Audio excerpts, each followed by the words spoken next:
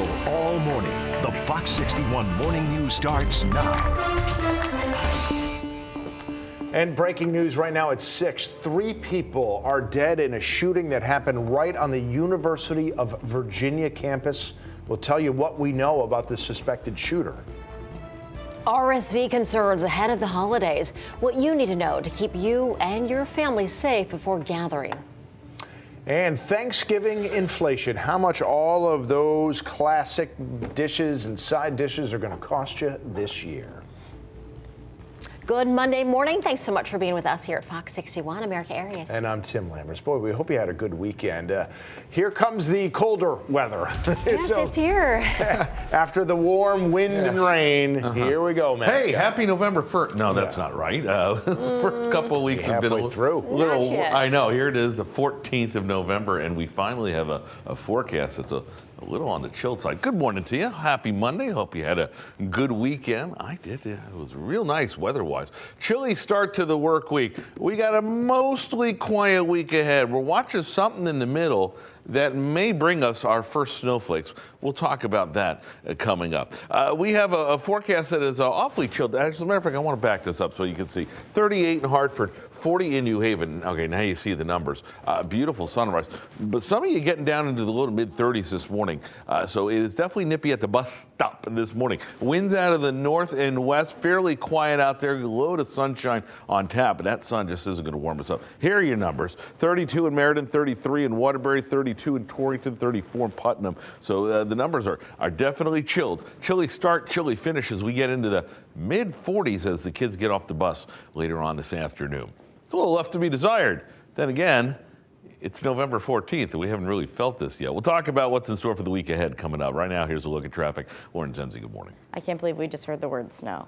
Except I could because it's mid-November. Just back that up a little bit, right? Good morning, Matt. Good morning, everyone. It's a pretty quiet morning out here in the Fox 61 Traffic Center. Hopefully you had a good weekend. Let's bring you right out to the Hartford area. Not too much to get to. Oh, went ahead of myself. Not too much to get to, just a little bit of delay on the eastbound side of I-84 as you're approaching the Hartford Tunnel, also over near Rentschler Field. But 91 is looking good now that construction is cleared up as we take a live look out in Wethersfield. A little bit heavier volume on the southbound side of I-91, but no incidents to report out there. Down in West Hartford, things are looking good there as well on I-84 east and westbound. Down in New Haven area, 91 over to 95 looking great. And as we take a look over in Bridgeport, though, on the southbound side of I-95, that's where we're starting to see definitely tapping the brakes over there. We'll check in again coming up in the next half hour. For now, Tim and Erica, good morning to you. We got breaking news again out of Virginia, where we know 3 people have been killed and 2 more were hurt in a shooting on the University of Virginia campus in Charlottesville. It happened around 11 o'clock last night, and police said the shooter has not yet been caught, but they do have a suspect. They said his name is Christopher Darnell. Police said he's a student there, and at this point they believe he is still armed. All students and faculty are being asked to shelter in place while they continue to investigate and look for the shooter. Our sister station in Washington, D.C. is reporting that investigators are looking on foot and by air. So, of course, this is a developing story. We'll bring you all updates all morning as we get them. 6:03 right now, and a man from East Hartford has been found dead in Glastonbury. Police say the family of 79-year-old Howard Wilms reported him missing on Saturday. Police say there are no signs of criminal activity. The investigation, though, is ongoing. Hard to believe Thanksgiving next week already, and that means the start of holiday family gatherings. Yeah, but with cases of RSV on the rise, physicians, especially pediatricians, just want to sound the alarm and keep you aware of what you need to know. Yeah, Fox 61's Brooke Griffin is live in Hartford this morning with what you need to know before meeting up and gathering this year. Brooke, good morning. Good morning to you both. Doctors tell us that RSV presents itself like many other viruses you see around this time of year, including COVID-19 and the flu. But they say that it's sending at least 58 2,000 kids to the hospital every year. Doctors tell us that this year, RSV is especially prominent because these younger children under the age of 5 have been inside and away from being exposed to others during the pandemic, meaning their immune systems are not as strong as they normally would be at this age. The virus is transmitted through the air, and children under the age of 5 and seniors are most likely to catch it. Symptoms include uncontrollable coughing, irritability, wheezing, and trouble breathing. Doctors say with the holidays coming up, it's important to monitor any sickness while your child is being exposed to lots of family and friends. As families get together over the holidays and one or two people show up to a family gathering incubating or symptomatic with a virus, chances are they're going to spread it to several family members.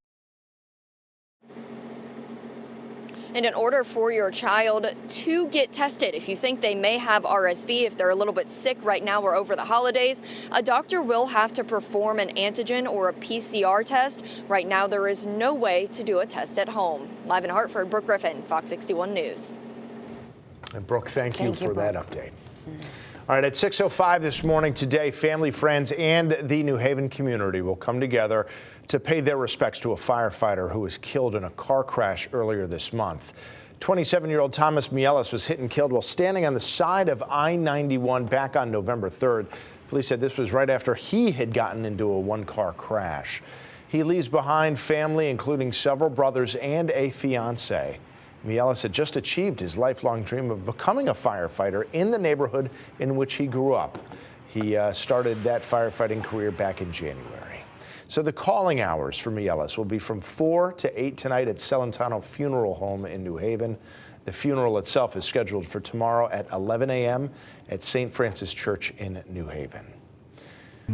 Well, this week marked 1 month since Bristol officers Lieutenant Dustin DeMonte and Sergeant Alex Hamzy were both shot and killed in the line of duty. And a bar in Bristol held a fundraising event to honor them last night. Bleachers Bar's general manager said 4 bands volunteered to perform, and nearly a dozen raffle items were up for grabs, including coolers and a cornhole game. It's about bringing back unity to our community, you know, when something kind of tears everyone apart, you want to build back and, you know, get everybody together and bring some type of positive thing at the end of all of this.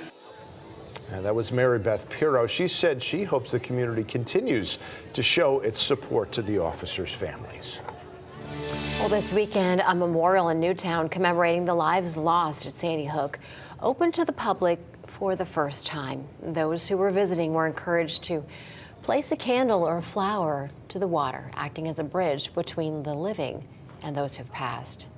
Jennifer Hubbard, who lost her daughter, Catherine, in the tragedy, says her daughter had a love and a passion for animals. To carry on that legacy, Hubbard started the 34-acre animal sanctuary.